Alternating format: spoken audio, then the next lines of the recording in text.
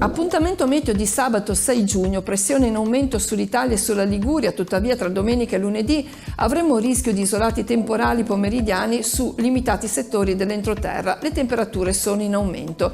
Oggi sulla Liguria dalla tarda mattinata attenuazioni delle nubi medio-alte e schiarite ovunque più generose. Non mancherà però qualche nube bassa lungo le coste e locali cumuli nelle aree interne senza fenomeni. Cielo in prevalenza sereno in serata. I venti saranno deboli in prevalenza da sud-est, mare generalmente mosso con moto ondoso in attenuazione, temperature in lieve aumento. Previsione per la giornata di domenica 7 giugno. Un po' di nubi basse al mattino lungo la costa centrale in attenuazione, per il resto mattinata soleggiata. Nel pomeriggio velature in arrivo dal nord-ovest e con il sole che potrebbe vedersi come dietro un vetro smerigliato.